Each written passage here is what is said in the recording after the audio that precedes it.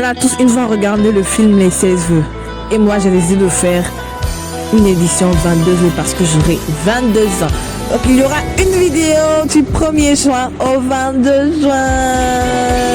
Abonne-toi. Faut le déclarer, faut le confesser. Au fait, j'ai vu une image sur TikTok.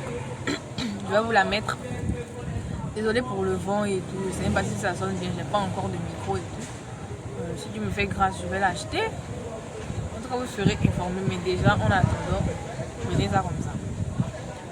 Je voulais dire que j'ai vu une vidéo, une image, pardon, sur TikTok de deux voix. Une voix qui était nommée ceux qui croient en Dieu et une autre voix qui était nommée ceux qui obéissent à Dieu.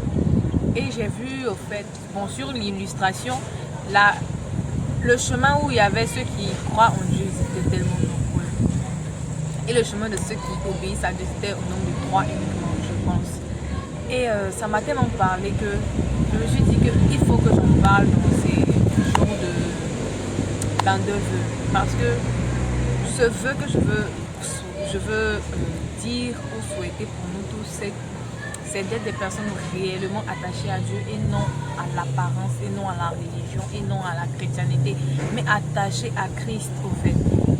Déjà même le mot non chrétien, Dieu ne nous a pas appelés à être des chrétiens, il nous a appelés à être des disciples. En fait, en tant que jeunes, on a l'habitude et on a la prétention de tout connaître. Ça se sent quand on va à l'évangélisation, ça se sent même sur les réseaux sociaux, ça se sent même de la manière dont un jeune homme ou une jeune femme vit. Ça se sent comment ils n'ont plus la crainte de Dieu, ils se disent qu'ils sont autosuffisants. C'est-à-dire ce qu'ils veulent pour eux, c'est ce qui va arriver.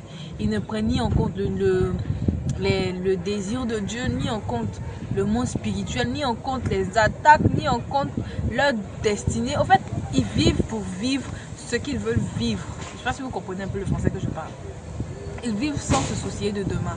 Ils vivent sans se dire qu'au travers de leur vie, il y avait d'autres personnes qui devaient en découler. Il y avait la vie de la destinée d'autres personnes qui devaient en découler. C'est-à-dire maintenant, on est devenu tellement égoïste, tellement imbu de nous-mêmes. Tout ce qu'on veut faire, c'est pour nous. Si par exemple tu es dans une situation qui ne t'arrange pas, toi tu quittes sans tenir compte du fait des personnes autres que toi qui sont impliquées aussi dans la même chose. Les mouvements de développement personnel, de gloire par-ci, gloire par-là, privilégie ta santé mentale, privilégie toi, sur tous les discours, tu t'en vas, tu as fait développement personnel, mais ça devient coup d'orgueil, coup d'égoïste, que non, des fois, il faut être égoïste. Et puis les chrétiens, on veut se l'approprier, dès que quelque chose te heurte un peu net là, ouh, tu as touché à ma sensibilité, ouh, il y a besoin de ma santé, je dois, comment dire ça, je veux me préserver, je veux garder ma santé mentale et tout. Je ne dis pas ça pour banaliser la santé mentale, certes, mais des fois là, on exagère, on se détourne du but. Si Jésus voulait regarder sa santé mentale là, et puis même à faire des santé mentale, mais c'est parce que tu n'es pas proche du Saint-Esprit que ta santé mentale même défaille un peu.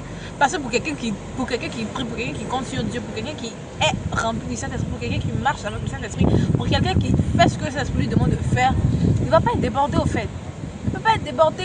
La Bible nous dit que Dieu ne nous soumet pas à la tentation au-delà de nos forces. Donc ce qui vient en face de toi là, c'est que Dieu estime que tu as la force nécessaire pour pouvoir surmonter cette épreuve.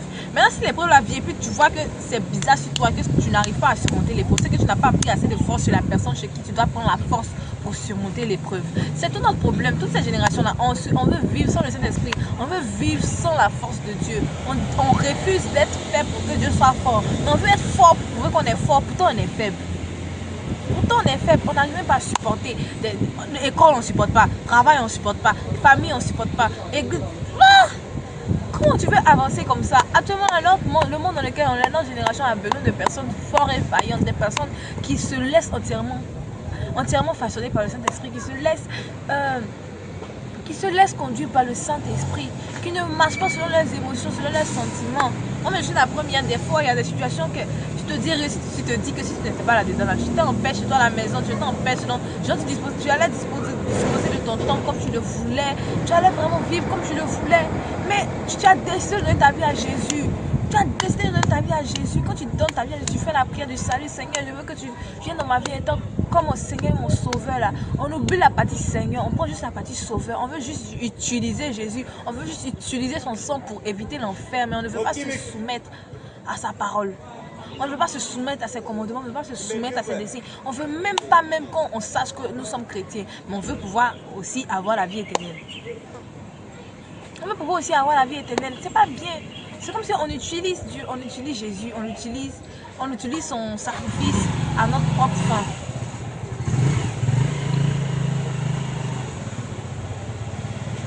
On utilise son sacrifice à notre propre fin. Bref, flemme. J'espère que vous avez essayé, vous avez un peu compris ce que je voulais dire. Vous savez que pour filmer 22 vidéos par jour, ce ne sera pas tout le temps des vidéos montées, des vidéos extraordinaires.